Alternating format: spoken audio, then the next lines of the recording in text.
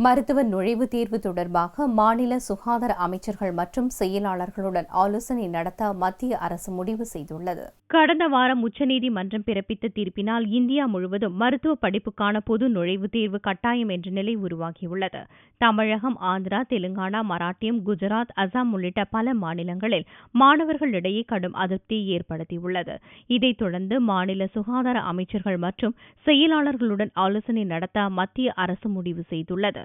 இது தொடர்பான ஆலோசனைக் கூட்டம் மத்திய சுகாதார அமைச்சர் ஜே.பி. நட்டா தலைமையில் திங்களன்று டெல்லியில் நடக்கிறது. கூட்டத்தில் தற்போது மருத்துவ படிப்புக்கான நுழைவுத் தேர்வு குறித்த பிரச்சினையில் மத்திய அரசு நீதிமன்றத்தை எப்படி அணுகுவது என்றும், முடிந்தால் இந்த ஆண்டு ஜூலை மாதம் நடப்பதாக உள்ள நுழைவுத் தேர்வை அடுத்த ஆண்டுக்கு தள்ளிப் போடும் வகையில் சீராய்வு மனு தாக்கல் செய்வது குறித்தும் விவாதிக்கப்படுகிறது.